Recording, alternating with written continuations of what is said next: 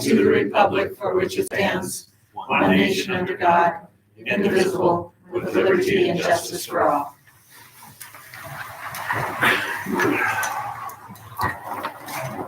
Okay, welcome everybody. As you can see, Dawn isn't here. I'm filling in, so everybody be kind to me, please. I'm going to read all the words. The notice of meeting being recorded. This meeting of the School Board of Trustees, Committee of the Board of Trustees, or committee subject to the open meeting law is being recorded in accordance with sections 2-2-301, 2-3-202, 2-3-203, and 2-3-214 the MCA. All members of the board, committee, staff, and public in attendance are advised that the public portion of the meeting will be recorded in both an audio and video format. Cameras and recording devices are placed throughout the meeting room. To complete these recordings, everyone in attendance is reminded to honor basic rules of decorum during the meeting and guidance associated with providing public comment as stated in policy 1420F. By remaining in the meeting, those present consent to being recorded and displayed in the footage that will be posted on the school district's website. On to the general public comment statement. The board recognizes the value of public comment and the importance of involving members of the public in its meetings. The board also recognizes the statutory and constitutional rights of the public to participate in governmental operations. To allow fair and orderly expression of public comments, the board will permit public participation through oral or written comments during this public comment section. Individuals wishing to be heard by the board shall first be recognized by the chairperson, who is me tonight. Individuals, after identifying themselves, will proceed to make comments within a reasonable time period. Citizens may comment on items within the jurisdiction of the school board that are not on this meeting's agenda. Citizens may comment on agenda items when that item is discussed. Citizens may not comment on matters related to students or staff privacy. The chairperson may control the comment period to ensure an orderly progression of the meeting and may redirect or terminate an individual statement when appropriate, including when statements are out of order, too lengthy, personally directed, abusive, obscene, or irrelevant. Agenda item public comment statement.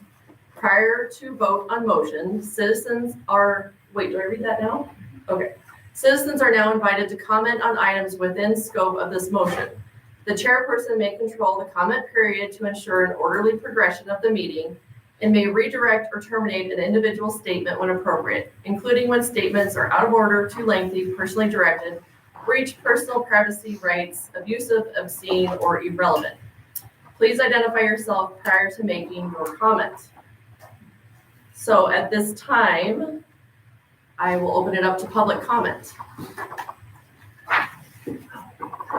Thank you. After all of that, at least I have somebody commenting. All right, Tammy Grudel. I'm just updating for the DC New York trip. We have 15 kiddos signed up right now, and the max is 20. So we're thinking we'll get there.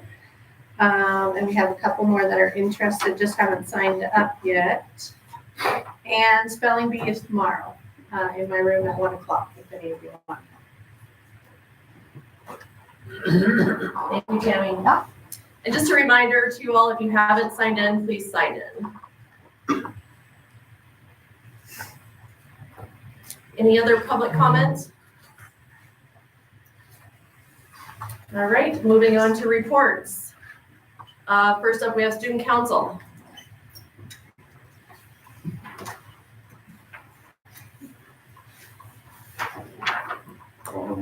Some past activities, we did a pep assembly for speech and drama, and kind of just went over their skits and how all candidates perform how beautiful the time school.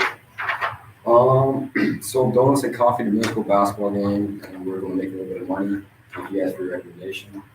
We helped organize senior night to honor athletes, band members, and speech and drama seniors. And then our upcoming events, we have tomorrow morning we're hosting a pep assembly for the high school basketball teams. We have a few fun games and competitions planned to get things rolling in the morning. We're also planning a high school fun day to Red Lodge for skiing and snowboarding sometime in March, depending on when Red Lodge get back to us. We aren't gonna do like a fun day like last year, just due to lack of commitment from students. Lots of kids just didn't show up because it wasn't as interesting to them. So we're looking into finding some different alternatives to those who decide not to go snowboarding or skiing. And then looking even further ahead, we and the senior class would like to decorate grad caps like they did in last year with the same structure requirements. For those seniors that wish to do so, the senior class advisors, along with Ms. Hernandez, will approve the decorations ahead of time, and all the caps will remain in the school until the day of graduation. We, the student council, are also planning to go on a trip at the end of March for an annual student council trip. We're looking at Salt Lake City as a potential destination. Continue activities. We are continuing to encourage students' involvement and participation in school activities and are welcome to new ideas and opportunities. And we're always constantly trying to think of fun ways to engage our students. And us, the student body, are very grateful for the opportunity we have been given. Thanks, everyone. I'll just remind you, there's still little guy basketball coming up, and I know they would love some coffee and donuts too. We're looking at that. Thank you, guys. I have a question. Well, actually, first I didn't catch your names, I'm Emma. I'm Brody. Emma and Brody. And then why did you choose Salt Lake?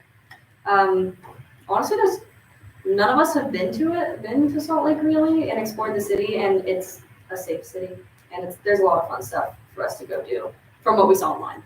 So hopefully we'll be able to find some fun stuff too.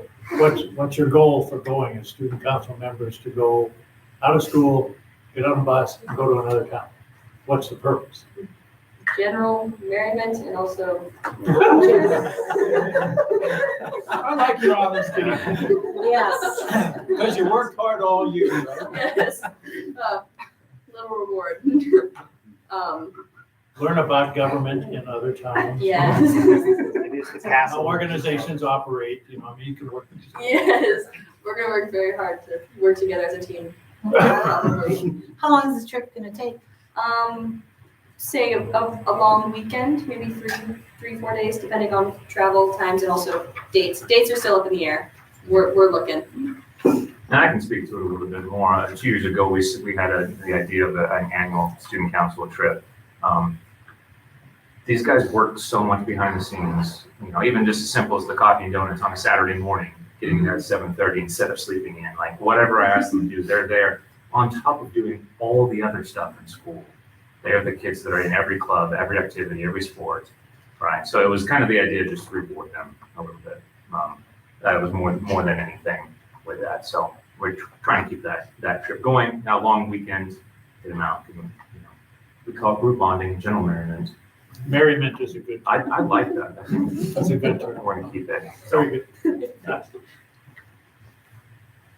Any other questions? All right, thank you. Thank you. Thanks.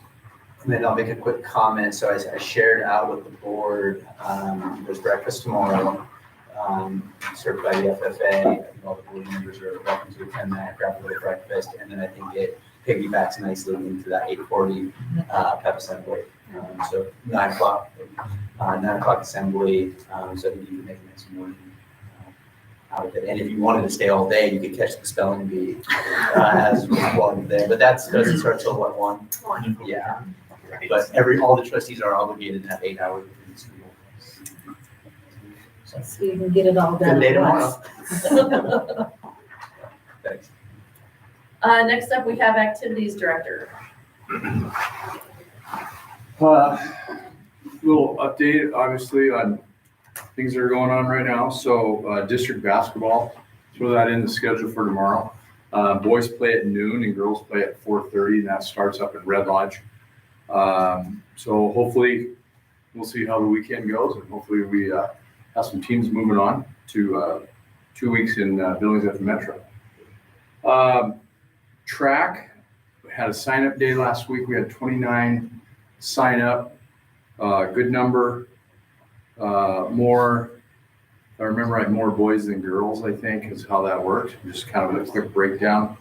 So I think later on in the agenda, there's a hire for the coach. But good numbers so far, so doesn't look like track season out there right now, obviously, but hopefully we'll see what happens when we get into March. March 10th is the first day of practice for that. Might be outside? That's MHSA's start date. So a question was asked, what happens if we can't go outside? I said, it's the gym. They have preference in the gym, so we'll go with that. This Friday morning at about 11 o'clock, we will actually be scheduling basketball and volleyball for next year. That schedule just came out today from MHSA. Jolene has a little bit of work to do. We got to go find some games, so I will see what we can do. I spent most of the afternoon firing out emails and contacting other ADs to see how we can fill that schedule. And normally you get 18 games, and we ended up with 14. So working on that. It'll be a little different. Basically, all we're down to is our usual 6 teams that are in our district. We have those games all lined out. 2 games up in Red Lodge at the beginning of the season like we normally do. And then I've got to go find 4 more. So we'll kind of see how that plays out. Football schedule came out about a week and a half, 2 weeks ago. Actually, I had a board member ask for that schedule. We are going to Shelby at the beginning of the season on the road, and then we will be playing Big Timber at our place. And then it's the usual conference from there on out. Cold Strip, Baker, Red Lodge, Huntley, those teams that we played this year. A little different order, but the 2 non-conference games changed, and that's a 2-year rotation. So after this year, that new schedule had to come out, and they just redid everything. So Shelby's dropping down from, how did that work? Yeah, they came from 8-man up to 11-man. They tried to petition like us to go to stay in 8 and didn't work. So we have them on the schedule. So in year 2, everything will rotate. We'll go to Big Timber. Shelby will come to us. So, but a lot of that stuff's going on right now for next year and scheduling already. So take my hat off to Sam, the transportation guy, with weather, with different games, numbers, drivers. He's managed to juggle a lot. You know, he's been in contact with me. Hey, I think we maybe need to take 1 bus. Nope, we can take 2 buses. I threw everything at him for districts. He's got take boys up for a noon game, girls up at 4:30. He's got the pep band. So as usual, Sam did a great job. Tomorrow night.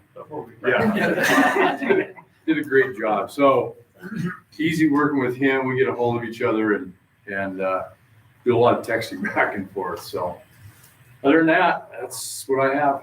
Brady, if there's any questions. Any questions for Barry? Perfect. Thank you. Appreciate it. Thank you. Next up, transportation. Tell us how good you're doing on getting buses scheduled. Yeah, well, he has a lot more faith in tomorrow than I do right at the moment, but anyway. I just wanted to update you guys on 3 things, so you'll know how far along we are.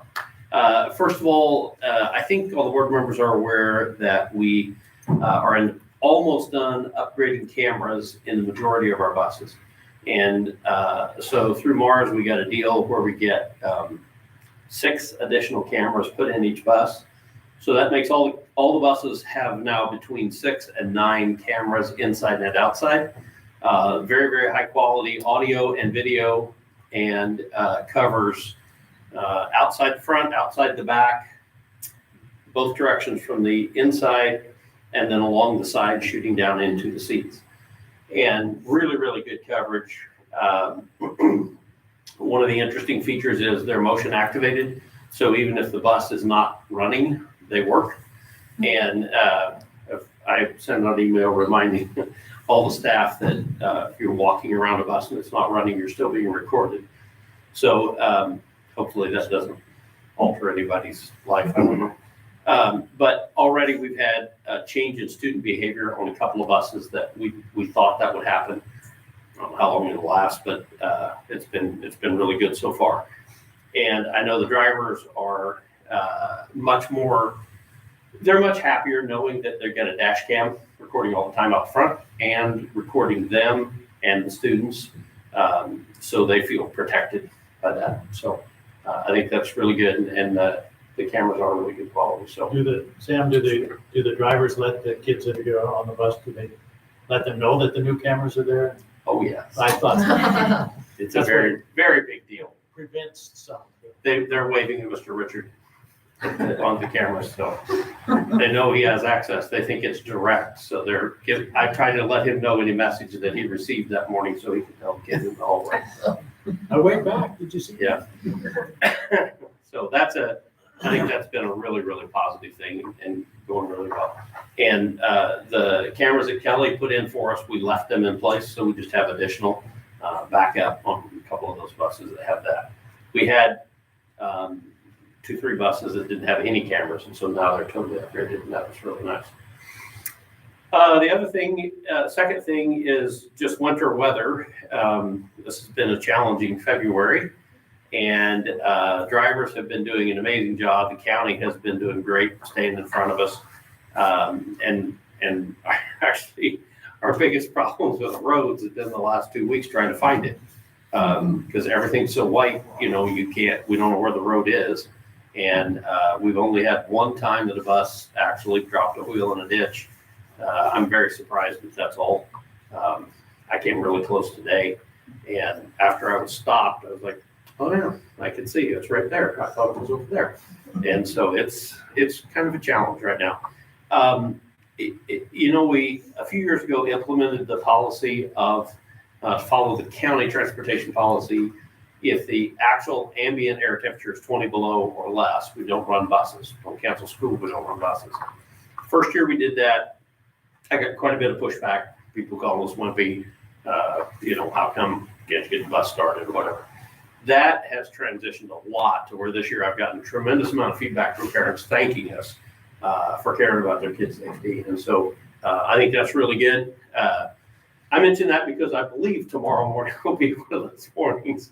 It looks to me like we're dropping pretty fast out there, and I think we're going to be below that threshold tomorrow morning. But I check it at 5 o'clock, and Mr. Beggar and I are in contact and make that call. So, but that has been a change in people's attitude where they're saying, hey, thanks for caring about that.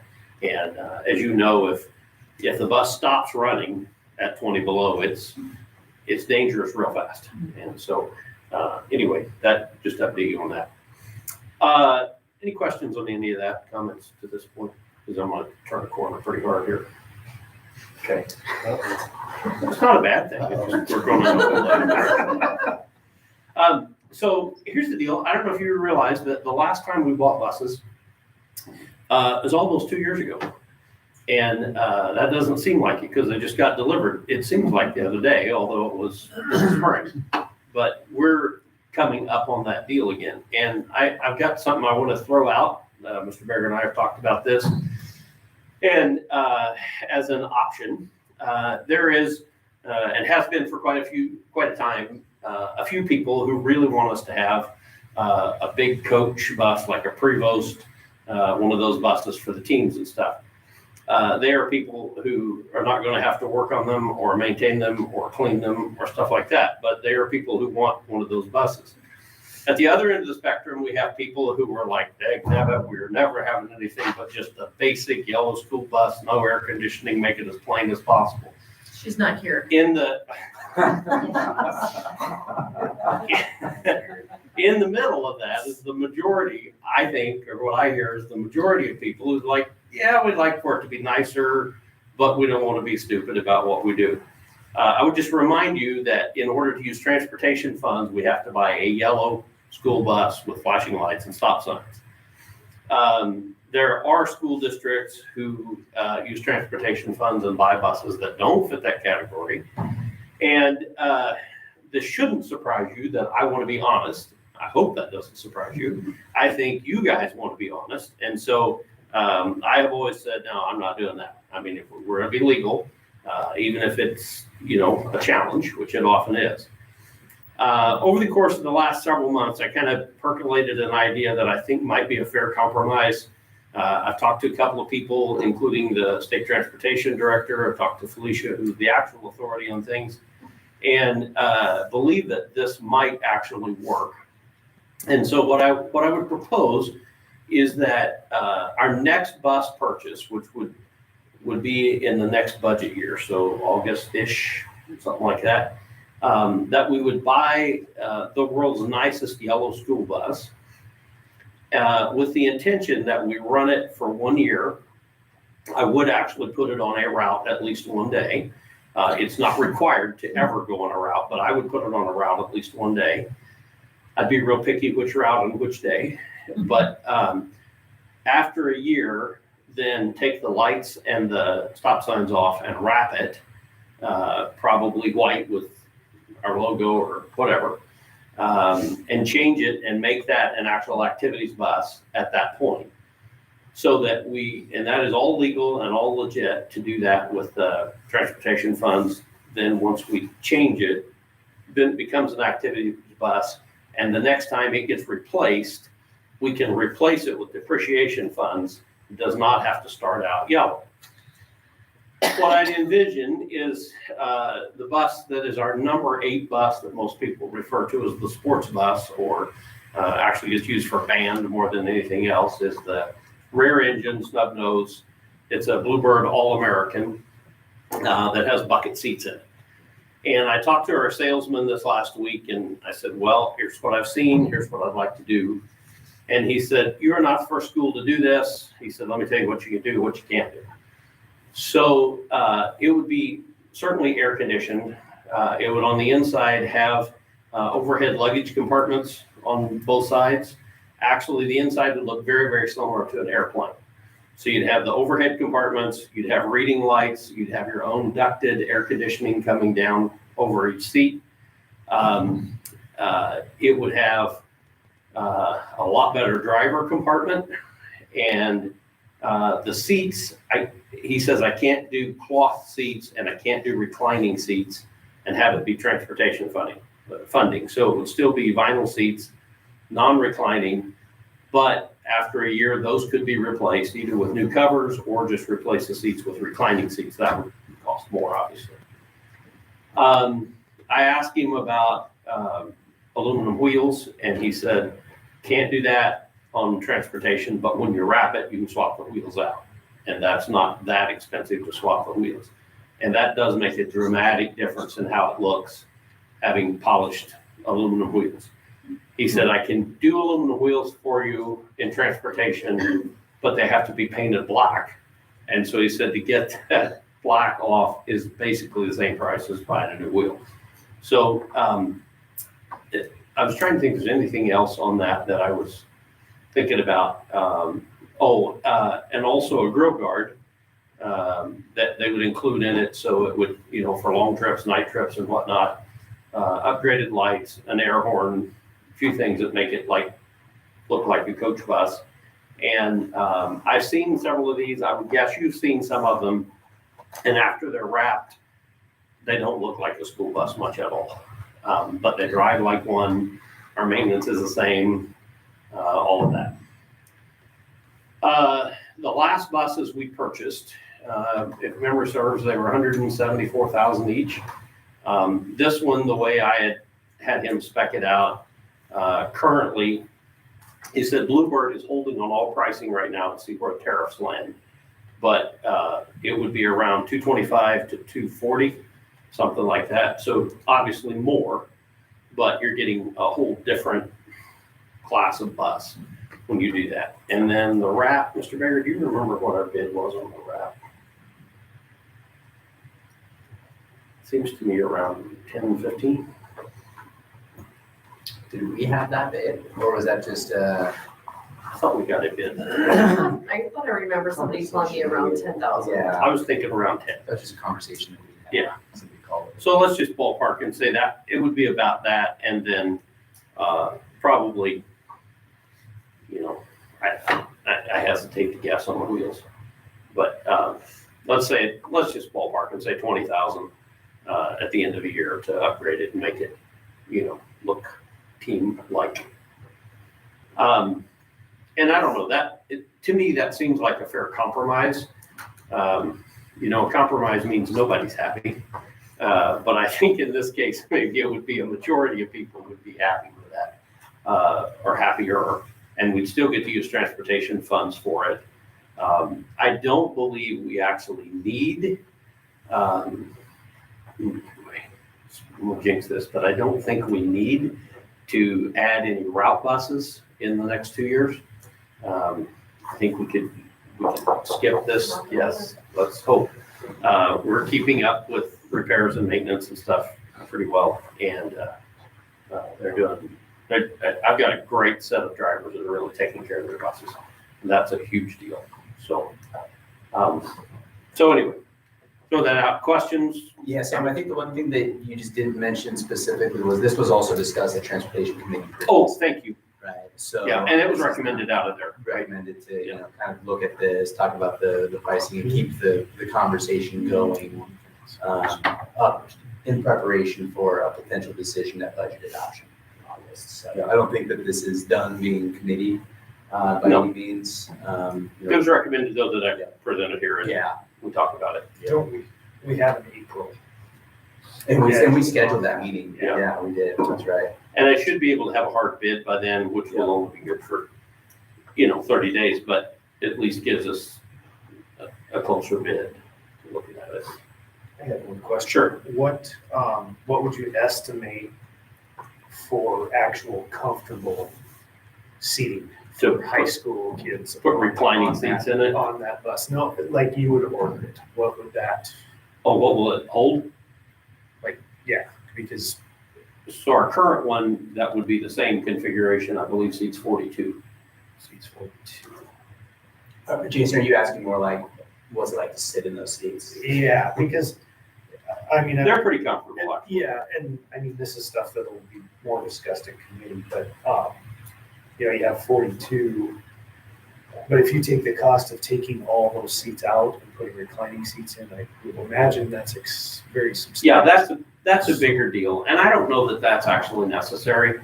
I mean, none of it's necessary, but I guess that's a judgment call we make at that point. Yeah. Of if that's where that you can get cloth seat covers that will go on these seats and changes it to cloth. That upgrades the look a lot. This is probably a selfish thought, but my first thought is a lot harder to clean. I don't know. But I don't know. I mean, there has to be, in order for it to be a yellow bus, a yellow school bus is without question the safest mode of transportation in the world. And part of the reason for that is the overkill on safety stuff. So the fabric is flame resistant, the floor is flame retardant. I mean, nothing inside that bus will burn. And it's got to get real hot for it to burn. And so that's part of it being yellow bus. It has to have that upholstery.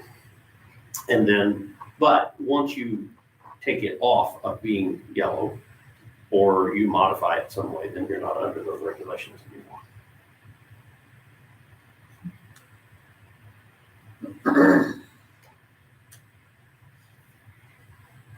Other questions or comments, Christian?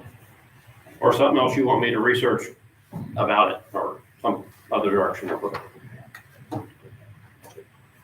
think the one thing I'd ask for a committee meeting is to really try your best to nail down actual passenger, what is going to go down the road comfortably, because I know that our newest buses that we bought, I really like them, but those seats are tight, very tight. So the one, like bus 8, which it would be very, very similar to that.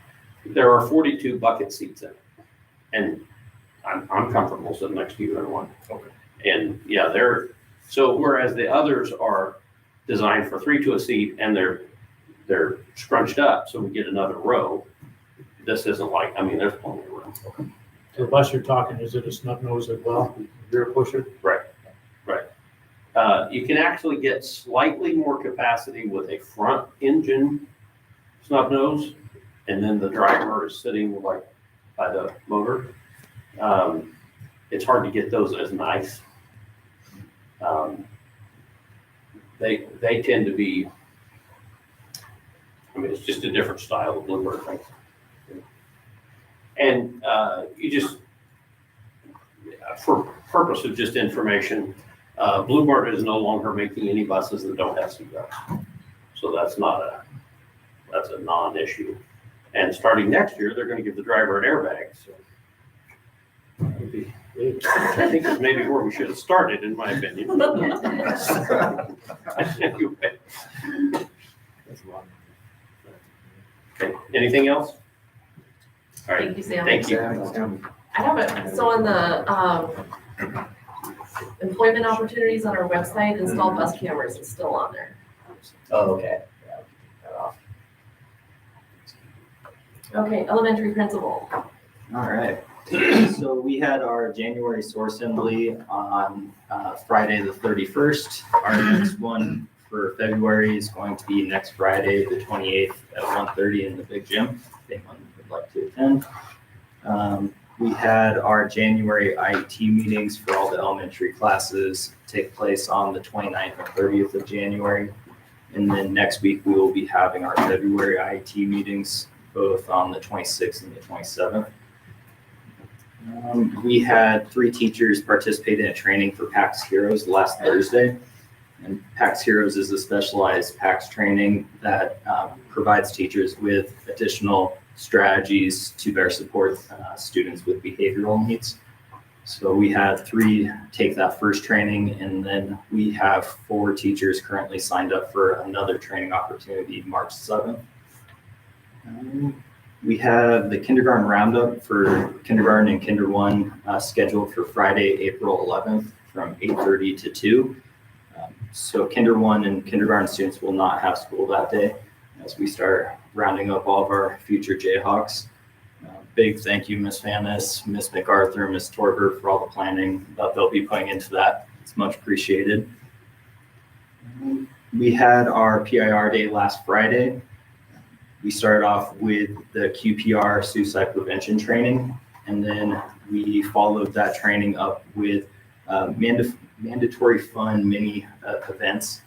We had teachers be able to choose from participating in a badminton tournament, a sip coffee and paint session, and a drumline course. So I want to thank Mr. Arana, Ms. Kerper, Mr. Warburn, Mr. Denham, and Mrs. Richard for running all those sessions for the teachers. And a big shout out to Mr. K and Ms. Goodrich for winning the badminton tournament. They will be receiving their trophies hopefully by the end of the week. Let's see, we had Valentine's Day celebrated last Thursday.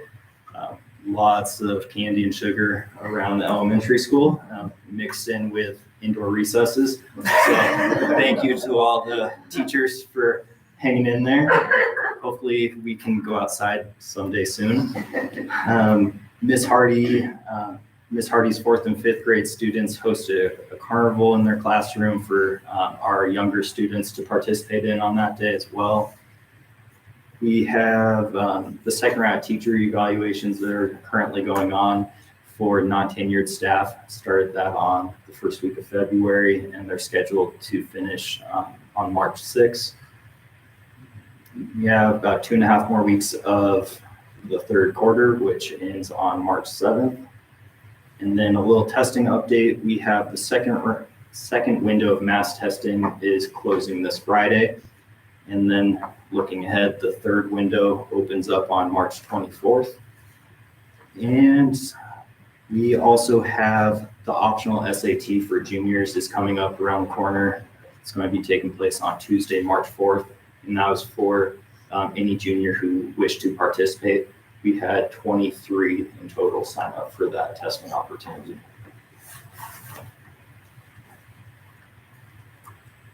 Any questions, Julie? So March 4th, SAT? Correct. Great, thank you. On to middle school, high school principal. All right, we had state speech and drama since our last meeting. Our kids did really well. Keith Frank placed 8th, Sophia Shelig placed 7th, Aubrey Blair placed 4th, and Austin Shelig placed 2nd at the state level. Bob Reed was actually nominated for Coach of the Year as well. So he's going to that conference. It's beginning of March in Great Falls, so that's exciting. FFA is starting their district competitions. They had horse judging last week, mechanics March 4th. It's also National FFA Week, so they're doing the breakfast Mr. Berger referenced. Something every day this week. Today was blue and gold. Breakfast tomorrow, a scavenger hunt Thursday, and trivia on Friday. Spelling we talked about. State wrestling was this last weekend. We had 2 of our boys qualify for state. Tristan Knight finished 5th, and Trey Basildua, I believe, was out the first day of the tournament, but did well. Senior night went really well. Had lots of kids recognized. FFA did those flowers. Felicia did the cookies. But it was a good night, well attended. Field trips are starting to get on the books. Miss Atkinson is taking her sophomores to Heart Mountain the 28th of February.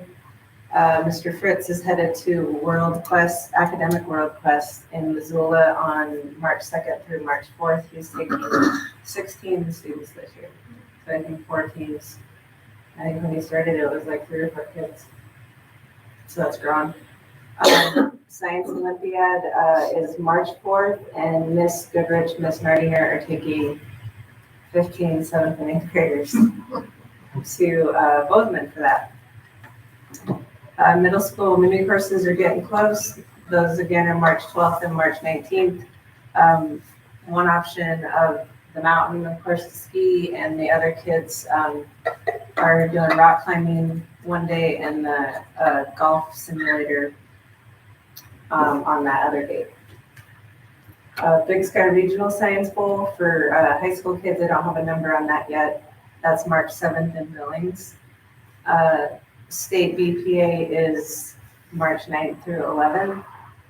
Miss Richard is busy, and all the kids have been doing bake sales every Tuesday this February. And I think they're doing quite well and just getting, busier with the testing and those types of things. Prepping for state. Like Mr. Richard said, quarter 3 ends March 7th. And middle school student council is planning and preparing for a middle school dance in April. So they will likely be at the March meeting to visit with you guys about that. So that's about it. Any questions for Andy? Comments? All right, thank you. On to consent agenda.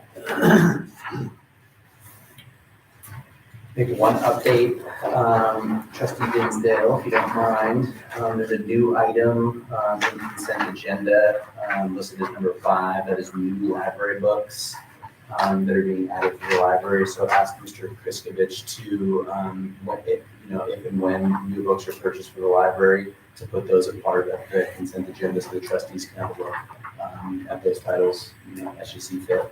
So that was the request was made from And that list of new books is in there. Yep.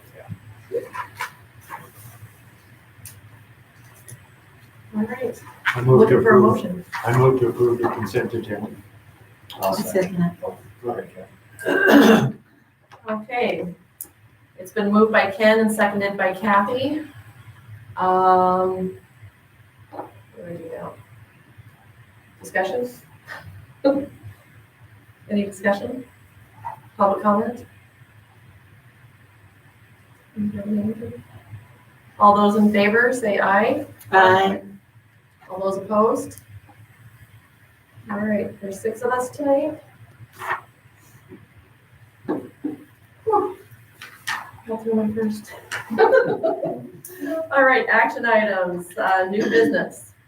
Elementary election resolution, background, there is a resolution in the packet calling for election that District Clerk Smith put together. Trustee Dinsdale, Adam, and Steen's seats are up for re-election in May. Additionally, trustees should consider a general fund levy. The purpose of the elementary general fund levy is to offset potential lost revenue from the sunsetting transformational learning grants and to potentially fund an additional fifth grade teacher. The budget committee began examining potential numbers for a levy during the January committee work and continued the work at the February committee meeting. Actual levy amounts do not need to be determined at this moment. Furthermore, trustees may elect to cancel the election at a later date. The reason that the motion is up for consideration is that there's a February 25th deadline to declare an election. So listed some, potential strategic objectives. The big one here, obviously, we have to call for the trustee election to take place, but asking that the board consider a potential general fund levy, again, to kind of offset some of that lost revenue that we will anticipate seeing as the transformational learning grant goes away. In addition to, if the trustees want to keep our numbers in line with the strategic plan, if you're looking at those K5 and then K3 numbers would be 15 students per teacher, and then our 4th, 5th, and 6th grade would be 20 students per teacher. That we're likely going to be seeing what we anticipate the addition of 5th grade, which would round out 2 kindergartens, 2 first, 2 seconds, 2 third, 2 fourth, and 2 fifth. In Mr. Richards' world, the number right now is 19. Is that right, Mr. Richards? That's the last I checked on 4th grade. Never mind. That's 5th grade. Going on. So they're within the strategic plan number this year. But as that small 5th grade goes across, our number for 4th grade, I'm not going to assume that Mr. Richard has that number off the top of his head. 22 in my 4th grade. In 4th grade. Next year's 4th grade. Next year's 4th grade, yeah. But we know that this year's 4th grade is 31, so that clearly exceeds what we're hoping to have in 5th grade. That would also exceed accreditation, standards as well. Even if we were to put an 8 in there, 31 is just too many. So I think that's something to consider. We don't need to make that decision tonight, but because of that February 25th deadline, we need to consider declining an election, and then if the trustees want to cancel that at a certain date. Hard budget numbers are not going to be in place until March 1st. Those come to us from OPI. We had tried to get ahead of it a little bit with some calculators that OPI had put out.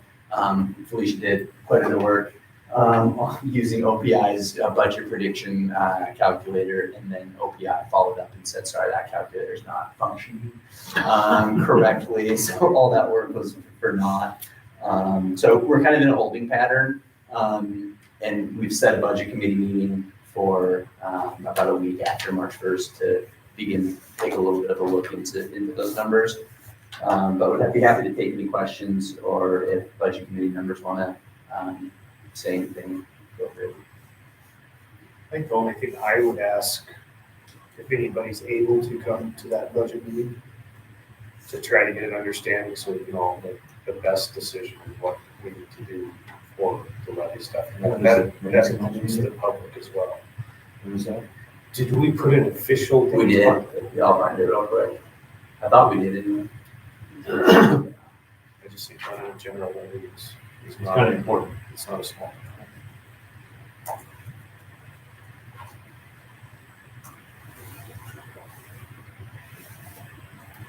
March 11th, 5:30.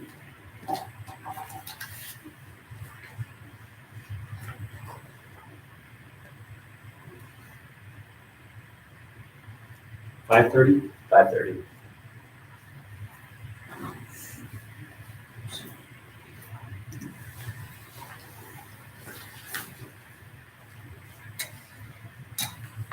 And so the recommendation is that Board of Trustees call for either a mail ballot or a poll election.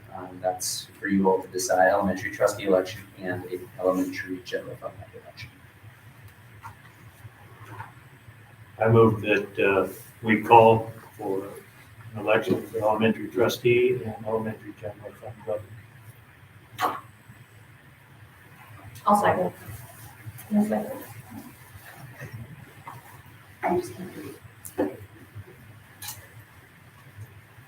Other board discussion?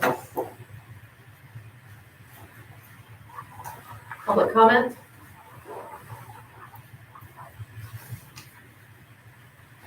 All those in favor say aye. Aye. All those opposed? That one's 5-0. The high school election resolution. Similar story here with the general fund levy. Keep in mind that there is no trustee election in the high school this year. Trustee Carrington seat is not up for election, so there's no trustee election. However, again, coming up on the end of the transformational learning grants, and then looking at, some strategic plan initiatives largely that have been and more funded out of that transformational learning grants to try to keep some of those initiatives, efforts going to have a robust, CTE program, continuing to offer advanced opportunities, continuing to offer certification in some of those vocational fields, embracing technology, trying to recognize, that we have student interest in the coding, 3D printing, health sciences, ag industry. A portion of Mr. Turk's salary in the wood shop has been billed to the transformational learning grant to get that process up and running. A lot of the investments from some of the equipment has been paid for out of the transformational learning grants. So I think the idea here would be putting that into the general fund, which makes it more sustainable as a long-term opportunity, getting away from a grant funded opportunity, even though the purpose of the transformational learning grant was to initiate and spark and get these programs up and running. But now at the end of that, I think it's something to consider if the trustees want to make a long-term investment in some of those programs. Additionally, and the budget committee has looked at this in pretty great detail, but our most recent purchases for K-8 reading and K-8 math programs, which are well over $100,000 over a 6-year subscription period, have been paid for out of that transformational learning grant as well. That when we come due at the end of 6 years and we need to make another big decision on those curricular learning materials, that in the absence of the transformational learning grant becomes a general fund expenditure to the tune of like hundreds of thousands of dollars. So it's something to keep an eye on, and that would be, potential rationale for a general fund levy in the high school as well. So recommendation for the moment, kind of holding on budget numbers to make sure we have a clear picture, but the recommendation is the trustees call for either a mail or poll election. The language is wrong, a high school general fund levy election. Yeah, I think on the notes, it The says. notes is inaccurate.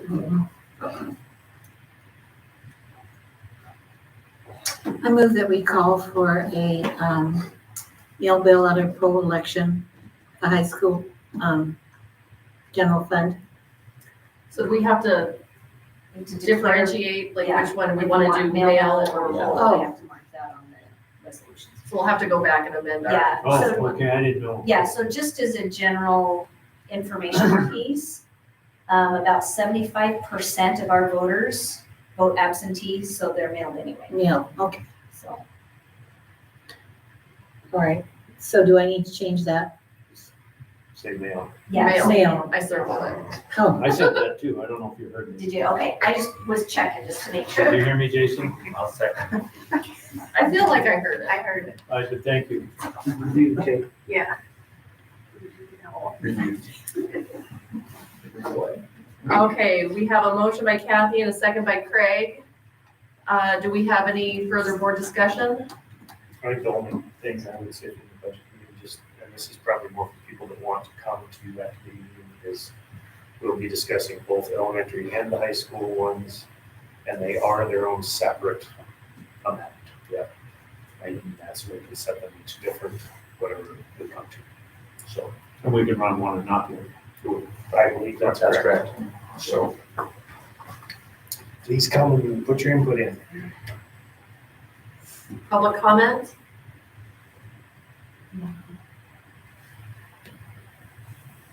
All right, so this is high school, so all in favor, say aye. All opposed? 6-0. Certified staff retirement incentive.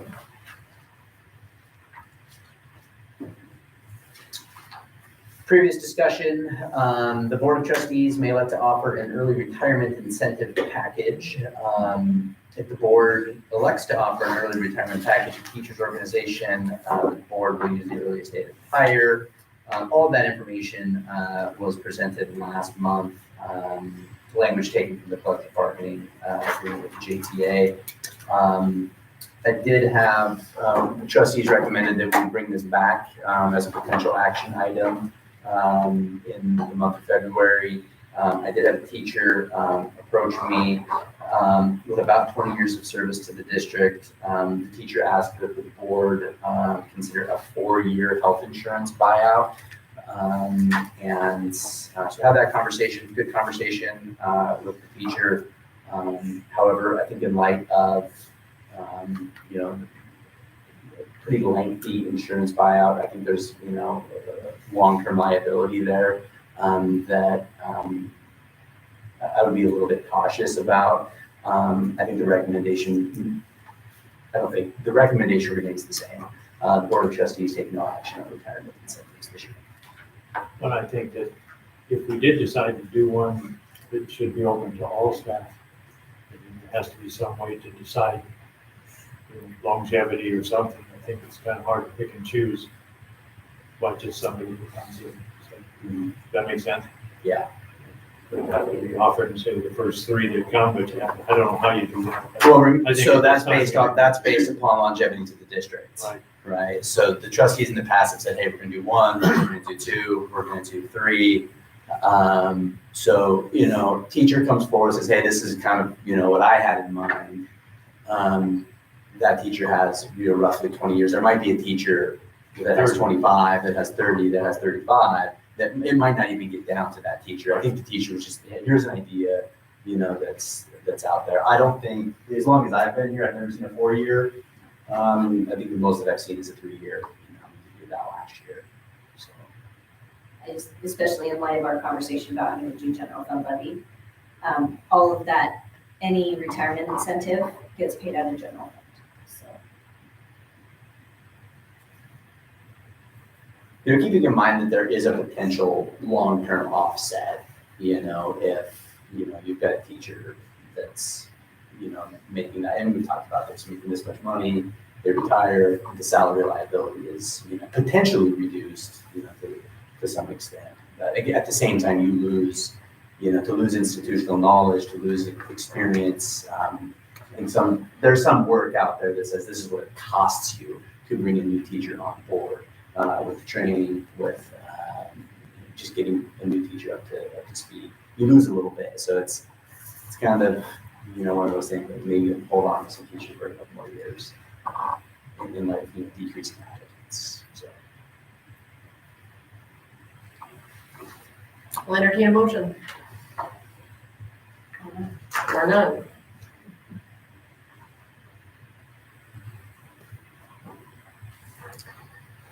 Guys, for that to the motion. All right. I don't have to do any public comment or anything on there? All right. Motion dies, or action dies. What is it? I don't know. The agenda item dies. Agenda item There's dies. no action. Something died. You're doing well, you're not dying. Personnel. Personnel strategic objective, being that we've effectively recruited and retained staff who are aligned with our mission as well as our vision.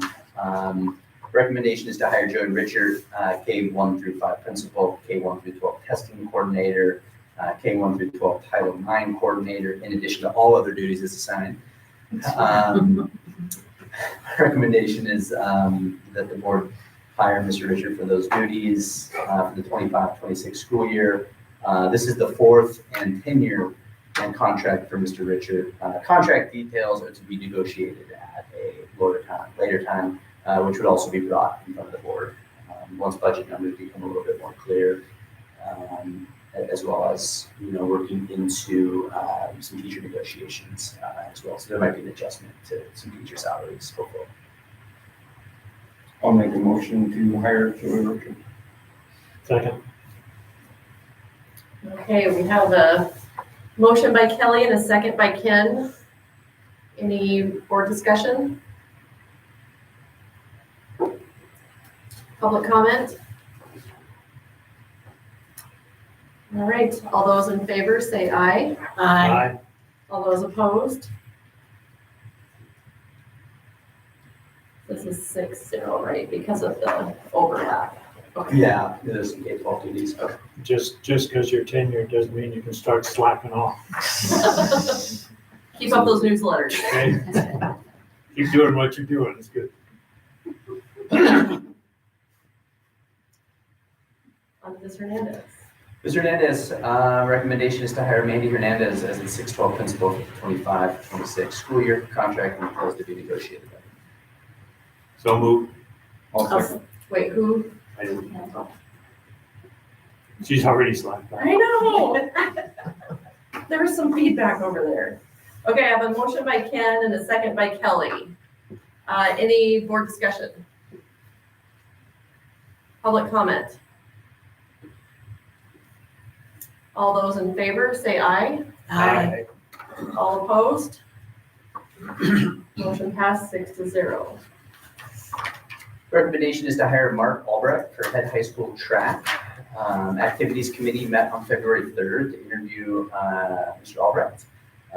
Recommendation coming out of the activities committee is the board of trustees hire Mark Albrecht as the head high school track coach for the 25 season. Mark G. Albrecht. I move that we hire Mark G. Albrecht for the head high school track coach for the 25 season.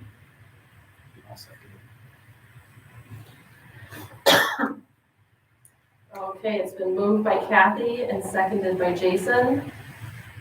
Any board discussion? Public comment? All those in favor say aye. Aye. All those opposed? Motion passed 6-0. February 18th, 2025 personnel action report. Recommendation is the board of trustees approve the February 18th, 25 personnel action report. I move to approve the personnel action report. I'll second it. It's been moved by Ken and seconded by Kathy. Any board discussion? Public comment? All those in favor say aye. Aye. All those opposed, same sign. Motion passed 6-0. Superintendent contract. Negotiations committee met on January 28th to discuss Mr. Baker's contract. Draft contract is included in the packet for review. Negotiation committee recommendation, board of trustees for the draft superintendent contract. I'll make the motion to approve the draft contract. I'll second. It's been moved by Kelly and seconded by Craig. Any board discussion? Okay, I just have one question, just more clarification. From the committee, what was the reasoning for the 1-year extension when we were only 1 year into a 3-year contract? That's what we did a year ago too. Okay. And that's one of the things for longevity and for the superintendent to have some stability, and we asked for no increase in wages. if you could have one more year. And I think that's something that's commonly done. 3 years is the maximum you can do. So we can't say, we're gonna give them a 5-year contract. We can't do that. And so the way that offsets is that you can add a year if you want each time. So it's always 3. And I think it helps for the stability of the school and the staff and what's going on. Sure. That's a reason. No, that's a good question. Yeah, thank you. I think it was the quickest meeting we've ever had. The quickest one I've ever been a part of. Yeah. There was really nothing other than kind of changing dates and that year extension, so it was pretty quick. Any other board discussion? Public comment? All those in favor, say aye. Aye. All those opposed?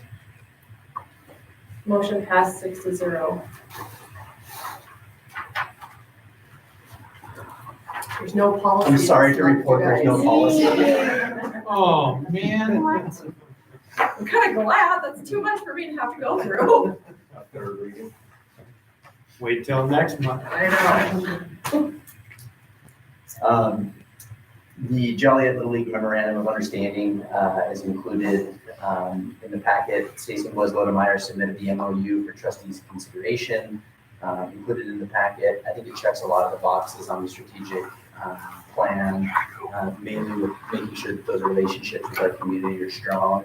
I see Blaze, he's here probably to answer any questions if there are any. It's pretty similar to last year. My recommendation is the Board of Trustees for the MOU, Joliet Little League. Go ahead. No, prefer. I'll make a motion to accept the Little League MOU. Awesome. It's been moved by Kelly and seconded by Jason. Any board discussion? I guess the only thing I have is, are there any significant changes from last year? Blaze, do you want to speak to that? So all we did is update the plan. So the actual memorandum itself, nothing changed at all. And then the master plan, we updated for a few of the things that we did the last year is make that, we set up a little temporary backstop for T-ball to help with alleviate the fields. And I think the kids enjoyed the smaller field a little bit better too. And then the outfield fence, we did a flagpole because the only, for the Little League pledge, the only other one was in the subdivision there. And it had that Joe Biden sign, so it was kind of not appropriate. So we got that flagpole up to avert the attention away from that. I don't know if that's gonna be there or not anymore, but, yeah, and then, so that's it. But any of those improvements, we send those through Mr. Beggar for approval, and if he needs to shoot it back to you guys, he can, so. I think the relationship is real strong. Yeah, the next year, the things we have is eventually with the upper field, we'd like to get the dugouts covered, because they just have the half fence and that doesn't really meet safety standards. So that's one goal, to get that covered. And then we'd like to get some sort of maps or something along the backstops, because when balls hit it, if you notice, they still get pushed out. So that's kind of our two goals for this year. I just like to say, I think that our school district is very fortunate to have a group like you that works on these fields. And, we try to give you the support we can, but the school benefits and you benefit, and I think I appreciate it, and I just want to thank you and everybody. And, it takes a lot of volunteers, and because you guys don't get paid a lot. And it takes a My lot. pay got doubled this year. It did it good. Up to 0. It takes a lot, but it takes you guys to round up the volunteers, to get the volunteers to do it. And it's just nice to have a community that has a group that's dedicated to working for those kids, for the softball, baseball, t-ball. I'm just thankful as a board member to have you guys here working with us at the school. Yeah, we're thankful for you allowing us to use the facilities. So we're not gonna raise their rate? You can double it. We can double it. They, from what I've seen, do a very nice job. They do. I think it's great.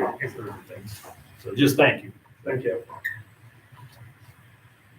Any other board discussion?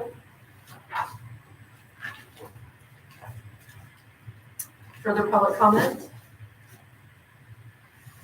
All right, all those in favor say aye. Aye. All opposed? Motion passed 6-0. Old business. Policy, second readings. There's that policy word again. Recommendation of the Board of Trustees approve second reading of 2100, 2120, 2123, 2132, 2160, 2160. So moved. Second. It's been moved by Ken and seconded by Craig. Any board discussion? Public comment? All those in favor say aye. Aye. All opposed? Motion passed 6-0. Discussion and informational. All right, I'll start with the snow day. February 3rd, we had a snow day, as you guys will all know. Turns out it might not have even been the worst weather day that we had. I think a lot of consensus that maybe today was worse, but to some extent, I think most people got here. And Sam spoke to it a little bit. We've got a temperature reading. It's pretty easy, when it's 20 below, and he's got that thermometer, that's the plan. We've posted that emergency procedure document a number of times up on Facebook, and we even sent it out through Infinite Campus in preparation for this most recent round, so people are aware of that. The cancellation of school, that process is to some extent a judgment call, more so than just when it's 20 below, which is a harder one to make. And it has to do with, working closely with Sam, working closely with, the county transportation team. That particular event, I think, was tricky because it was a Sunday nighter. County road crews hadn't been out. It kind of comes overnight and waking up Monday morning. Dangerous for people to kind of dig out and try to get to school. Maybe the USAM argument could have been made for today because we are coming off of a weekend. It was a President's Day, but I think there were more people on Monday kind of out and about plowing and tackling things. I didn't see wide reports of school closures in the area. On February 3rd, there were. Like everyone in the Tri-County area. Everybody was shut down, so those become kind of, in all honesty, when everybody's kind of having the same decision, it's like, okay, it's probably, a reasonable call at this moment in time. So, the risk that you run when you do have a snow day is that anytime snow starts falling, a lot of questions from many people about, is it going to? Oh, is that who it was? No, it's been very hard. It's been very hard on my marriage too, because my wife is constantly like, "What are you thinking now?" So I told that to the staff as well. But I think on a more serious note, every day is essentially optional for everybody, right? That if you feel like you can't get down the road, there's no reason, to put yourself, to put your family in harm's way at any rate. So try to just spread that word. We'll get the kids caught up, and if we have a teacher in the same boat, we'll get us up, and we'll get all that stuff covered. But as winter kind of rolls on, I think people do get a little bit more experience, and we'll get through it. So we did have some extra hours built in, so there's no action required at the board level. So we'll be fine. Nothing to make up at this moment in time. You have to report that to the state. As far as some kind of a report. We do now. You do. Well, we report it to the county superintendent. Oh, and then they go to And the state. then, there is a spot on the OPI website, they have a brand new thing. One more thing. Do we have anything left in the bank? Yeah. Or we do? Yeah, and from what I could tell, we probably have enough for 2 more days. We hope we don't have that. Yeah. We don't want to use. Why don't we use it? I will always vote for the snow day. I've never matured past that childhood, it's like Christmas morning. There's no school. When I went to school, there was never a snow day because it was like a town. It was like Red Lodge, all these kids lived in town. They could always get to school. It's Montana, tough up. Snow Grow day. up, Amanda. Snow day. Grow up. That's what the Never. building superintendent said last night on the news. He said, "This is Montana," he says. Grow up. I think we'll be good. appears that, later this week it might be getting a little nicer. Can go play in the mud. Oh, one day. Flood day. Hopefully not. We talked about this already, but just want to make sure we're spreading the word. April 11th, kindergarten roundup. Mr. Richard mentioned that. Ms. Fannis, thank you to what you guys do. The kids walk out with some swag, and we've got some T-shirts and some cinch bags and all that stuff to get them ramped up for school. So looking forward to that. Master calendar, I included the agenda from our meeting with the master calendar committee. We met on February 11th to kind of begin conversation in preparation for a March agenda item. So we'll have that here for the trustees in March. We did it in March last year. Got together, those folks were all there, except for Dawn. I think Dawn had something come up in her schedule and she wasn't able to make it. But we reviewed the 24-25 calendar, looked at some things. We also sent out a survey to the teachers to get feedback on that. There wasn't a lot of criticism over this year's calendar. So the feedback actually came back pretty good. We reviewed that. And then a couple of things that we talked about. It seems like a lot of districts are moving to this Labor Day to Memorial Day calendar. And extending their days by, a couple minutes here, a couple minutes there, in order to kind of stay within those bounds. We looked at Shepherds who've done that. It was pretty positively received over there. School district who is making that change this year. Ultimately, I think what we decided was because there's such positive reception to the semester for middle school and high school, and really high school ending before Christmas break, that then you can do finals and get everything kind of cleaned up, and then the kids aren't having to, worry about study. And then when they come back, if we're running finals on January 18th or 19th, it becomes this really big review phase. So they're reviewing instead of instructing new material. So you're reviewing, which is maybe not necessarily the best use of that time, as opposed to if you just finish, you come back in January and you're just ready to go.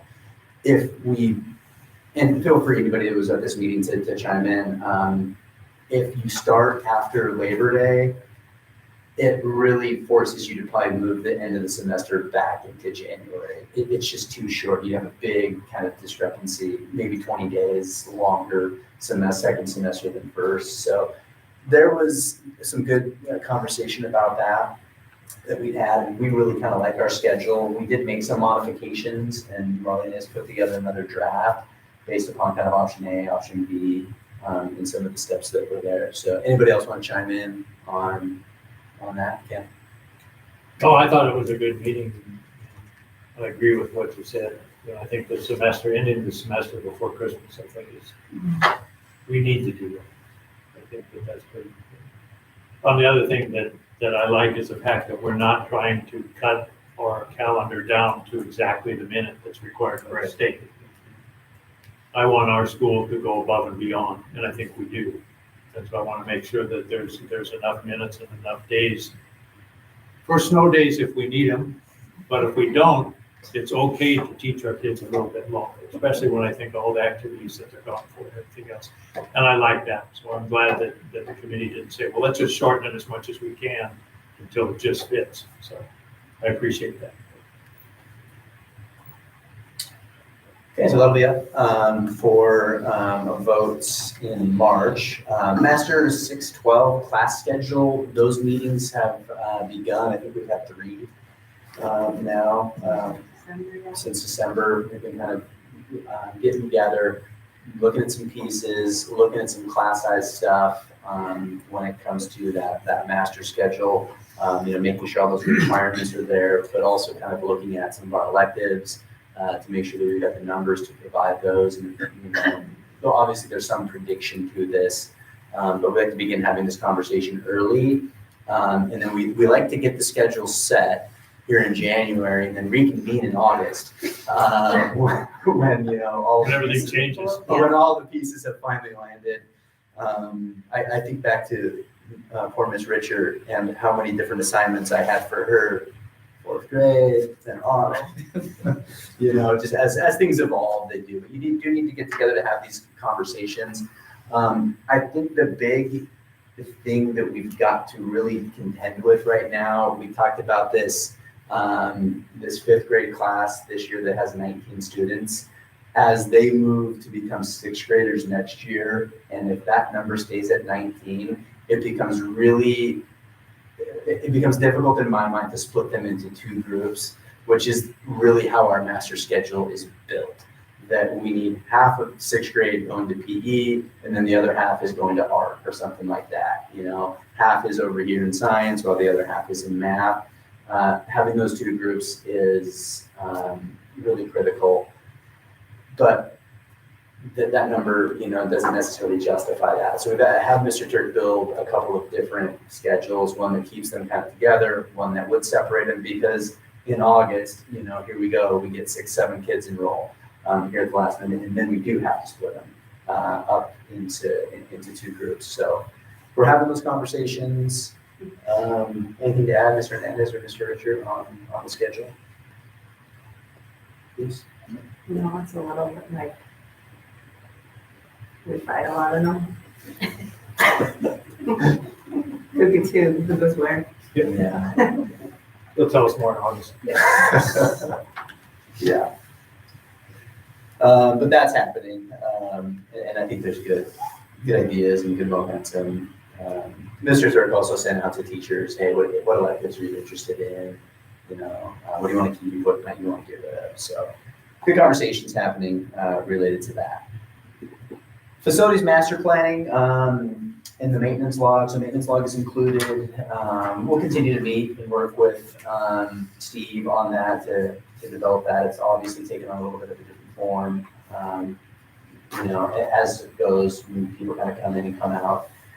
So that's all there. I told the folks at Coffee this morning that the maintenance report next month will be 2 words: snow removal. That's really all they've been doing. You know, in addition to keeping the front kind of clear, stuff that you don't see that our teachers would see is all the emergency exits, you know, need to be kind of shuffled out as well. So in case you need to get out, or for example, Miss O'Doors, she's got like an emergency exit there that it was, you know, I saw the footprints, but apparently it was quite the scene when Mr. Wayne was coming from the greenhouse over the piles behind the school there are 4.5, 5 feet deep. So I think it was quite the show as he was kind of getting through that to shovel them out. But a lot of that stuff up in the building, you know, a lot of folks don't see, but they're super busy. So if you see them, you know, let me know that you appreciate that. And Trustee Steen, same thing, he did a lot, looks good. That's Piles. Well, again, I thought their reports were fine. Yeah. Just a little bit It's a different more format. succinct than before, but I thought they still contained enough detail to know what's going on. The door code, I thought I saw on one of them, all the door codes are wiped now, is that right? Yeah. So is there still the keypad on the gym door? Yes. Will that stay there or will that get It removed? stays there just because it's a part of that lock, but Oh, it's been disabled. Okay. You know, I think there's one master code that still exists. Like with maintenance? Yeah. Okay. Yeah. So like no new codes would be No issued? new codes, no. Okay. Now, and we've actually run into issues where, you know, teachers will come in and request, hey, for this particular reason, we just try to draw a hard line on not getting out any codes. Yeah, I remember we talked about that, like during, I think handbooks and stuff, and switching over to the key fob, so that was the thing. Yeah, So, I think to be in physical possession of the fob in order to gain entry, in my mind, is the safest way to do it. Something that just popped in my mind, and maybe you already clarified this in the past, but the fire department, do they have a fob or how? They have, I mean, you know, I don't think I've given the fire department any fobs, and that is on my list of things to do. So the sheriff's office, the old keys, we had gotten all of those to you guys for the old key fobs, but I don't think. You gave me a couple new ones. I think a handful we administered. And our local guys and supervisors have them. Okay. So like Bob has a school one and then a couple of our town guys have them. What, ambulance The too? fire department has an Allergan window. We don't have to. Send them a bill. I heard that, this might be a little bit off topic, but I was at an active threat response training in Kalispell, at the school up there. And they were talking about keys and access, and the school resource officer up there said, it kind of what Kelly just said, he's like, I won't need a key, because if there's an issue, my patrol cars can be parked in the lobby. Oh, that's nice. And when we hosted trainings, I heard Kelly talk about that as well, like keep a hitch, put the receiver on your pickup in case you need to access the building. We're not gonna waste time over a key, but again, yeah, fire alarm, different story. Yeah. So, no, they do not. We have not widely distributed those to first responders. Yeah, and I don't know. That's right. Assistants, yeah.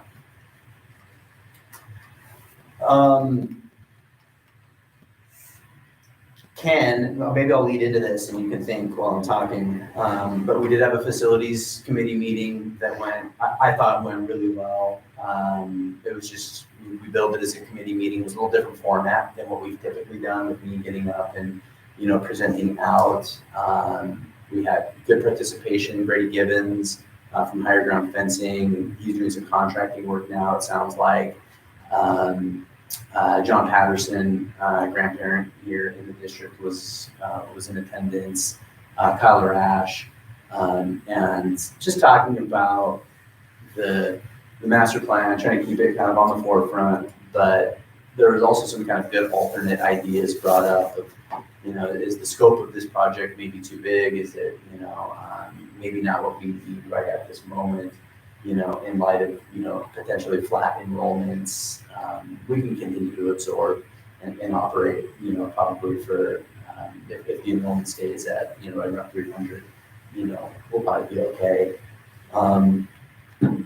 But good discussions about, potentially some private fundraising to help move a project forward, and then just as well as some alternate ideas. I don't know, anything you want to add in there, Ken? No, I think we kind of decided that the amount of money that was there we're not ready for that. And sometimes I see the signs like out down the road past the Pathway of the Bible, there's for sale something. Is that going to be a big subdivision? I think that we need to make sure that we don't lag too far behind and go, oh, crap, we're in trouble. So, but I don't think we're ready to jump into anything either. Kyle had some good fundraising ideas, and he would be willing to take that on to where we could raise a lot of funds to help with some of it. That he felt if we got a tech lab in, he could fill it with stuff without an issue. I truly believe he can. So there's some ideas there that's not just a bond. In my mind, I don't think we can fundraise all of it, but I do think if we fundraise a big chunk, the bond would not be quite as big. If we did it, and I guess at the committee, but came up the next day and just walked around and looked at, Kyle and I did, and just started drawing pictures. And I shared with you the one. At one time, the plan said is maybe to add a little bit out of the shop area. So we looked at that, and that little alcove where you go into the doors, just to me, could be wasted space. It's just a big hole. So we drew it up where you could put a tech lab and 4 classrooms, an office for supervision at the beginning, have a bigger lobby, a place for possibly FCS right there. Just some ideas that could take place. Our architects want a lot of money to do that. I don't think we're ready to put that money out there now, but I think it's still something that we need to continue to talk about and look at. I thought of the idea today that if it's all right, I might contact Montana State University Architecture. Do you have some students that need a senior project? Do you have somebody that could look at it, draw a floor plan, outside pictures, it's all on the computer anymore. Do some some drawings that could be used for a fundraiser or for ideas that they could use as a project for them, maybe save us some money. I think if we ever decided to go forward, you still have to get an architect, engineer, you really have to go through that whole process before a bond goes up. But if we could get some ideas on paper that are more than my graph paper and a pencil, which I thought were really They good. were good. They were good, but anyway, those are some ideas I think that we can't move forward, but I want to move forward slowly and still bring it up when we have facility and just keep talking. And so the contract that you see, the adjustments to the contract with Collaborative Design, I think that the action that I felt came out of that committee was to just, hey, touch base with the architects, talk about, this standalone or to fill this hole or something like that. So I talked through kind of the ideas that we had, and they're like, of course, like, oh yeah, absolutely. We can draw that. And they called it, Austin called it just, okay, so you just need a fundraising document or something like that. And apparently a fundraising document is $10,000. So I didn't feel comfortable signing off on that at this moment in time. Because who knows, maybe Ken's napkin drawings, get the job done. It was graph paper. wasn't it? Yeah. So, but I do think that, we're still shovel ready if we needed to be, if 0% interest money came out, it's falling out of the sky, we'd be teed up and I think ready to go with the current master plan. But making sure that it's reasonable for our taxpayers, I think is also important. The modular is obviously kind of filling a need for us at this moment in time. It's not ideal, by any means, and especially as you think about some of those long-term strategic plans, staff retention, morale, for those folks that are kind of going in and out, like that's a hard deal, especially now, in light of that. So if they're serving a need that I think we have, I don't want us to get too comfortable, having that as that space. And we'll work to get, as we have a new 5th grade ad this year. As always, though, things remain to be seen. If Ms. Venus's Kinder 1 is at 14, this year, and that stays at 14, right? Then, we've gained ourselves, a classroom. But Mr. Richards' research from last year was pretty spot on, and we average 8 to 9 come in after that. So now you put 8 or 9 on top of 14, now you'll have 2. Again, so we'll begin to see some of those things, shake out. So it's a little bit of a puzzle with making sure that we have the space. One thing I just wanted to throw out there for the facilities committee. Do you think the district's more in a position that we should focus a little bit harder on the facility committee, focus a little harder on possibly acquiring another piece of ground? That was next year. That was Because that brought has up as been in well. discussion, that maybe that's something we need to target a little bit harder. Yeah, remember when we first started meeting with the architects and like, what was your wish list thing? That was my number one plan. So maybe that's a suggestion for your committee. That's actually what you're on. Yeah. Well, yeah, I was gonna say that. You're the boss. Yeah, and we actually discussed that because that would be an extremely. The dialogue is open with that gentleman. So I've had a couple of phone calls with him. We've shared some text messages, and I think what we're probably talking about is the only space that's available, north of the bus barn there. But there's an opportunity, nothing's given away. Nothing's given away, but There's it gonna is be an a opportunity. Yep, I think so. And it's not gonna get any cheaper, than it is today, on that. It's just, I think, it's really depending on what the appetite is on his end, to carve something out. But I would encourage you guys to think about lease opportunities, rental space, and you can give yourself quite a bit of parking, and then you can do a lot.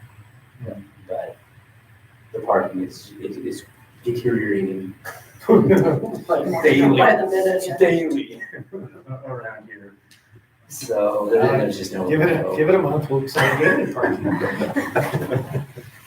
So I think just continue to have those conversations I think that all that work is good work. Policy committee is there, transportation committee, so Sam reported out on that. Probably don't need to go into too much detail on that. Budget committee, that's also kind of been discussed with all the election stuff, so I think we're good there. I don't remember this from last year, but Don asked if we put the 2025 annual MTSBA membership survey just to include it. That's for you all. If you guys want to, just every individual trustee can go on and take that survey. It's not something that we fill out collectively. It appears to me, Seemed really long. yeah. I started it and then I was like, Yeah. It is optional. You can put your name in there, not number one, but you don't have to. In all honesty, I think MTSBA is really responsive to the survey data that they get. And I really do think it helps to drive their legislative platforms. And they're out there advocating. Like they are frontline in Helena right now. But yeah, they're testifying, they're at this hearing, they're at this, the updates that they give, if you're looking at those are well done. You can track them and they're part of that coalition. There's a number of outfits that are, kind of working on some of those same issues. But, I appreciate their daily updates about what's going on. Yeah. Because there's just so much to try to weed through. It's kind of nice to get their kind of synopsis of what happened that day in the legislature. So that's there. Enrollment update, so we're flat on enrollment from January to February. I saw an email come through from Ms. Brookings that we're going to get 4 new students who are anticipating enrollment here in March. So whether or not that's before the next board meeting or not, they're kind of spread out amongst a variety of grade levels. We'll get a couple students back from Arizona who are, entering. 4, you have the district, In district, yeah. So, I kind of talked about this at coffee. I kind of think we'll be neutral, by the end of the year. That will be back up to 390, right in that ballpark, when it's all said and done.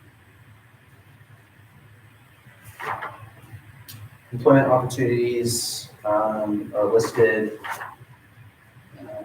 out there. So we've got a CTE position posted.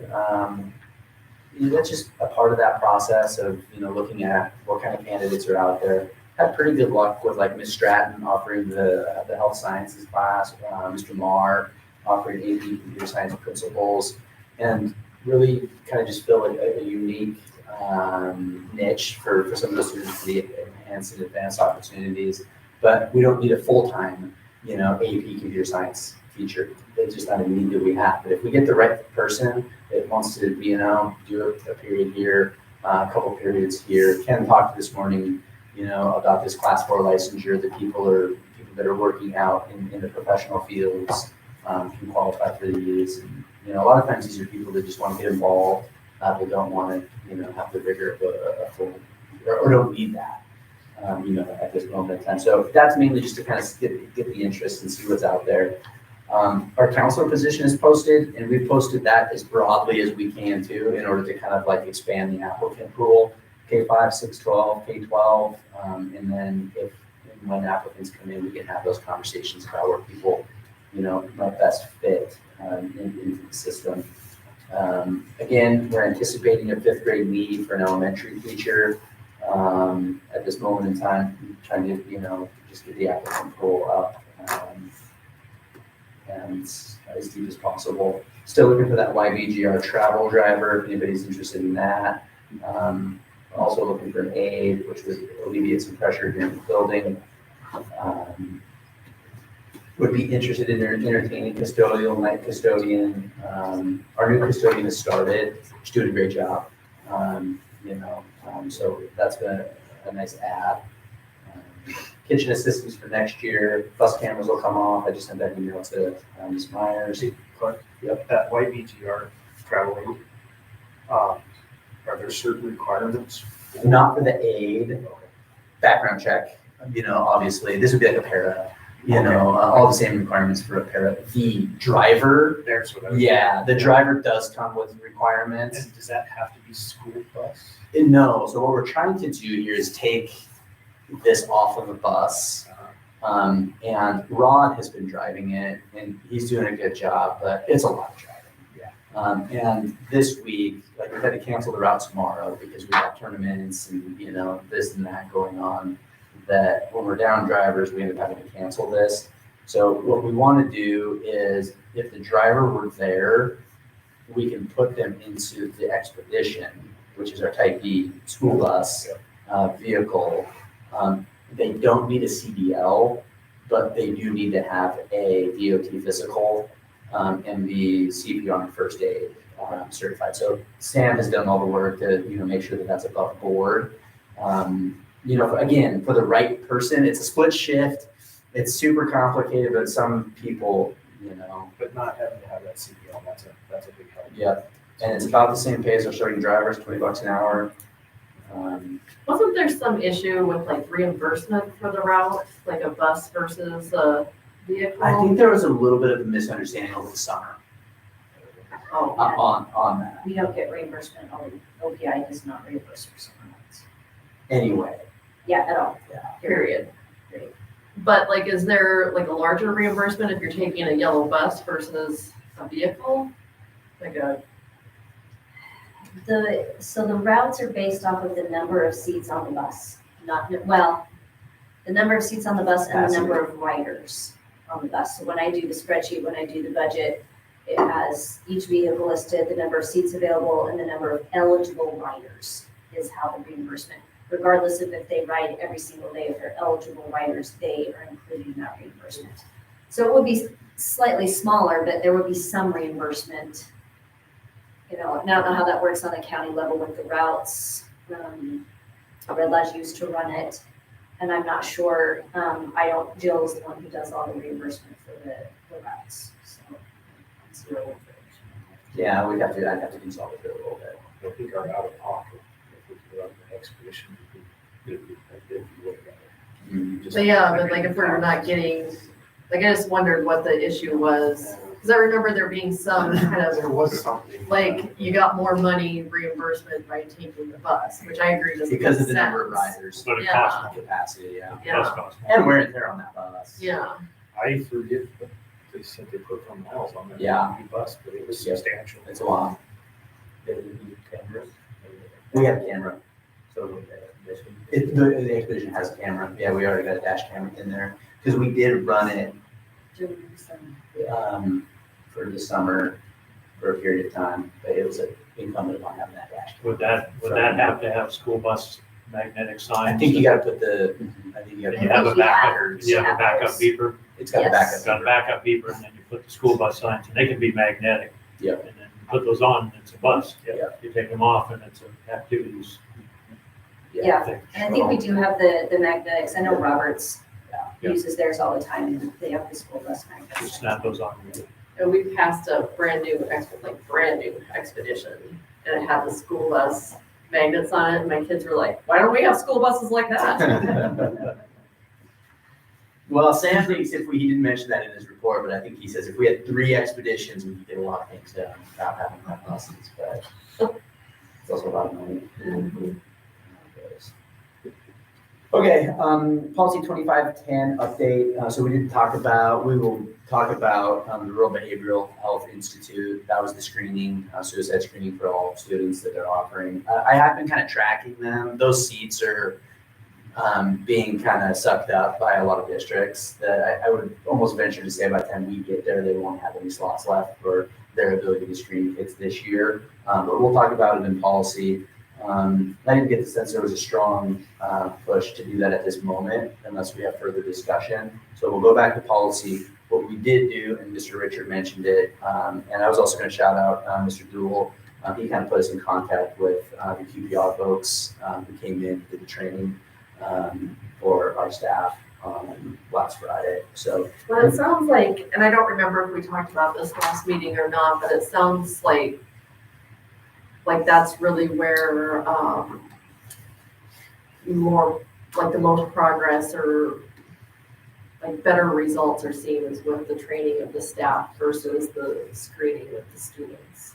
yeah, so nobody, and now that our staff is equipped with kind of that training, nobody knows our kids better than our teachers, right? We see them every single day, and they're just so cute, and so I'm super thankful of the observations that they make. And there's not a lot of stuff that, with IATs, and just general conversation, that we've got eyes on. I think that's likely to have the best results. It's probably not foolproof, it's not perfect, but I think they did a good job. Winter testing. So the overview, so what you're looking at right now is just the update from iReady. And remember that this is just the K-5 world who does a winter testing. Our MAPS testing is just done in the fall as well as in the spring. So we'll have that later. But again, there's an overview of what the data looks like, what it should look like. But we're starting to see some things, if you're looking at just the total percentage at grade level or better, we're starting to see what we want. Remember looking at big trends, are people moving over to be getting at grade level. And in kindergarten, you're seeing some improvements. Same thing with reading and math in first grade. Second grade, we're seeing the growth as well. Third grade with substantial improvements in reading, and then also the gains in math as well. So we're looking at all of those. We did on the surface go backwards a little bit when it comes to fifth grade reading. So we'll continue to keep an eye on that, but math made improvements, and then the science is there. So that's one way to look at it, and that's this document is linked up on the website and updates live as soon as Mr. Richard puts all that data in. And then there's just another way to look at it within iReady's diagnostic situation there. So I think the data is one thing, but really what's more important is what Mr. Richard and what the teachers are doing with the data at that point in time. So I think fourth and fifth grade, and I've updated the board to some extent on this, but fourth and fifth grade doing a good job of working into some mixed grade level instruction during what we're calling we're calling the J-Flex period of time, in which we'll see fourth and fifth graders going to get the instruction because they've got that 3-teacher team that's right at their level with that. I don't know if there's anything to add on J-Flex, Mr. Richard. No, the fourth and fifth grade team just started doing the targeted interventions based off of the level of the combined fourth and fifth graders. I think we started around that a month or two ago. And so they're shuffling them all around and just getting them the extra support that they need to get them bumped over. It's an effort that we've been working towards for quite a while. But when you're working with different teachers and different grade levels, the logistical piece is hard. Absolutely. And the lack of relationships, that was a big thing we ran into, thinking of shuffling our younger students who don't know teacher A from teacher B, and just the logistics alone of getting kids from point A to point B efficiently. But with fourth and fifth grade already shuffling around and knowing all those teachers, it's been pretty seamless. Yeah, we had, and I think we're working towards this, and there's discussion about it. But yeah, having this as a K-5 model in which a kindergartner might be able to go and get like second grade instruction, but it's complicated to make that happen. And they're used to losing more ground with behaviors and not understanding the norms and expectations. But I think the model of the fourth and fifth grade is super sound. So hopefully we see some of those test scores come up. So are you doing that in math and reading? Mm-hmm. Okay. And every day? Yes. Okay, that's good. It's cool. Superintendent schedule. So was out of the building last week, Wednesday and Thursday, as well as Friday. Was out in Arizona. I understand why people do that now. So was down there with my folks and my kids. So back in action. Nothing to report that's immediately upcoming. Correspondence. Got a nice letter from the McQuillan family. Just appreciative of all the support. So I thought that was nice. So that's included for everybody's review. There's also a letter that came in last month, but it was, for the board packet, it was available from Ms. Jenny Alexander. Suggested topics for the next regular agenda. We have to set permissive levy amounts. I'm going to speak about that a little bit. So this is complicated. We don't set levy amounts until budget, but because of a Senate bill back in 2017, we are required to publish in the newspaper our estimates of any permissive levies going up, down, estimated mills, estimated dollar amounts for those. That has to be published in the newspaper by March 31st. They are estimates because one, we're working off of this year's taxable value, and we're also working off of, obviously, budget data that is not complete. Actual numbers will be at the August budget adoption. But anyway, so we just kind of sit down and estimate, obviously we're going to have a big drop in our Fund 129 and 229 because our transformational learning is going away. We may have a little bit of an uptick in our tuition based on our YBGR students and potentially out of district students. So that's just an opportunity for us to kind of estimate what that's going to be based on that Senate price. And a lot of times you see districts put them up like $1. Yeah, if we You'll see them don't, just yeah, these really trivial amounts. yeah, because if we don't publish this or if we don't put anything in that grid, we are not allowed to make any changes to our municipalities. That's why this is a pretty vital piece that has to be published.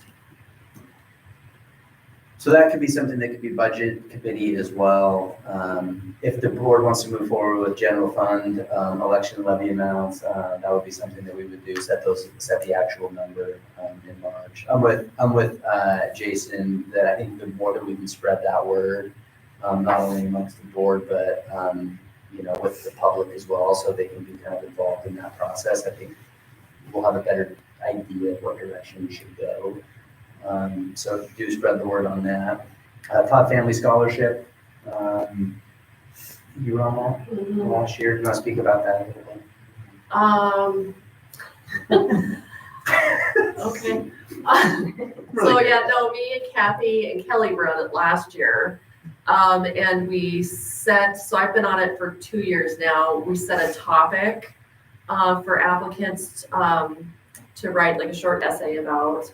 And then last year we had kind of a scoring system, a better scoring system than we did the year before. First year I was on it, we only got a couple applicants, but last year we got a number of them. We put that topic out there for the seniors. We get the essays for those that want to apply, and then we kind of independently review and then get together and kind of talk about our review. We haven't done in-person interviews. I think we set that as optional. But I don't know that we had, while I've been doing this, I don't know that we had one that was so close that we really felt like we needed to do the interview. But it's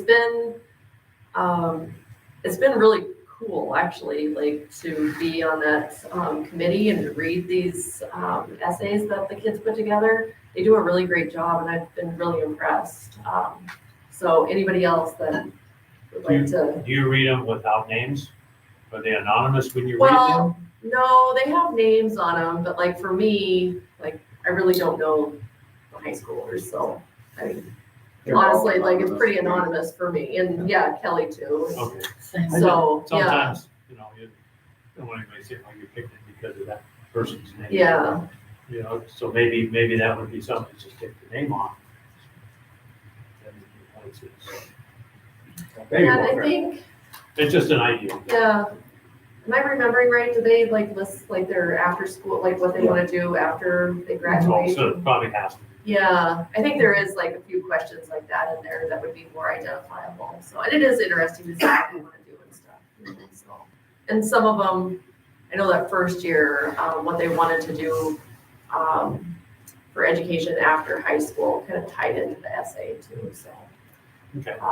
But yeah, like I said, for me, it was anonymous anyways, so. For Kelly. Yeah, and me. Maybe Kathy too, so. And I think the obligations that we have to have for you trustees is that, what was, There was, when we received that donation from the Todd family, the only specification that it was to go to a student who's pursuing post-high school education of some kind. And then we just, as a board, kind of decided how that process would work. They did not have any specific. I forget how much is it, $1,000, It's $2,000? $1,000. I think we have 3 more years or 4 more years left. So. That's been enjoyable while I've reviewed the last 2 years, so. I would encourage others to. and I think that Mr. Hernandez can give a brief in general about scholarships, because I think that season is upon us. Yeah. Some of the deadlines have passed, but a couple of new changes have been made to streamline this process. Yeah, so there's a link on the website for scholarships. Mr. Price's, he can access that and update that kind of as information comes in. I think it's worked really well because he has all the seniors, first and second period, so that information's going to them in real time. Lions Club is coming in tomorrow morning actually to talk to them about that scholarship at 8:30, which is why we moved the assembly. But I think it's gone good. We're also in the same mode of kind of hammering out that community scholarship, because that one is a committee, and so we'll get together on that. And, I think he's doing great. Yeah, I agree with that. So I guess since it's here, or no, that's for next meeting. Yeah. So for next meeting, would we decide like who wants to be on that I think committee? that's what we do. Okay. Yeah. Okay. In addition to that, we will distribute the board clerk evaluation rubric copy for everybody. Wish for that. The 25-26 academic calendar will be brought forth as an action item. And then March is also the month where we'll do certified teacher renewals, as well as intervention non-renewals. So we'll tackle those in March. Regular meeting is scheduled for March 18th. Budget committee has already set its date. I reached out to the activities committee today to begin working on, I think, the first step in filling our open activities director position. And because of kind of the unique nature that we have of that, the supervision piece as well as the administration piece, what I think a good first step to do is to get that committee together to review the job description, see if that still fits, what's missing, what's out there, to see if it can be put into one or if we want to keep it into two, as well as, in addition to that work, maybe identifying what's the profile of the characteristics, attributes, skills, that we might be looking for with that position. I think that's a big hire. So I think we'll probably get that done next week with the job description as well as develop kind of a profile of what we want to look like. So those are the two committees that are out there.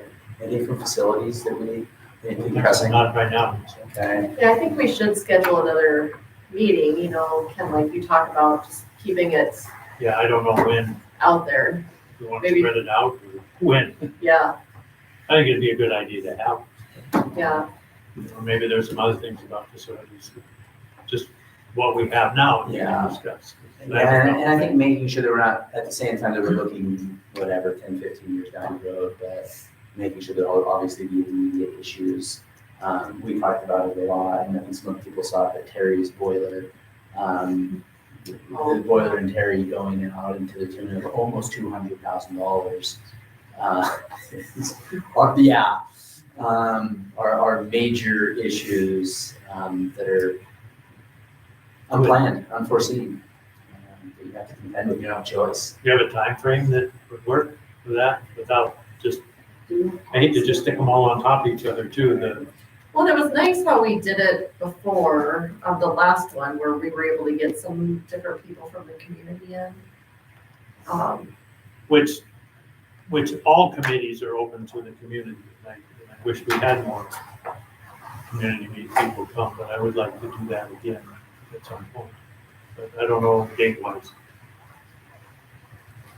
I'm retired, I don't do anything, so you guys.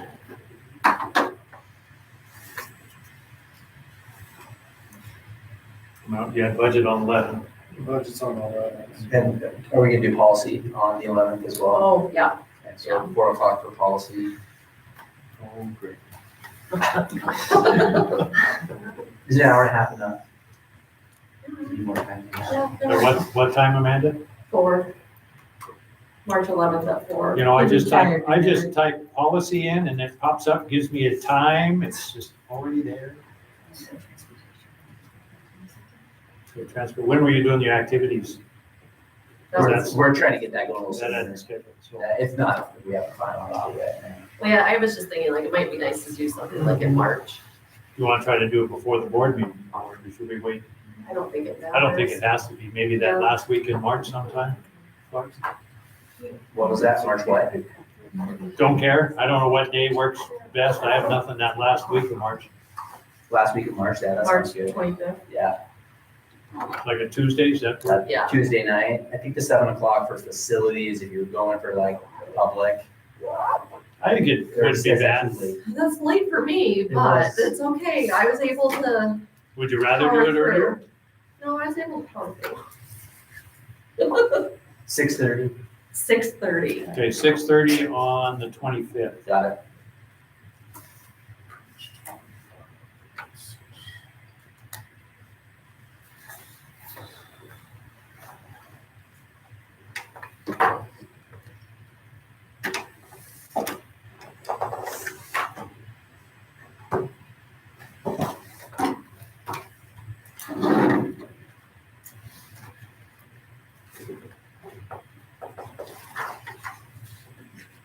All right, anything else? All right, hey, meeting adjourned. Nice job, Amanda. Yes, Thanks for being Amanda, kind you to did me. well. This was the worst part. Oh, Having to read that. there is so many words.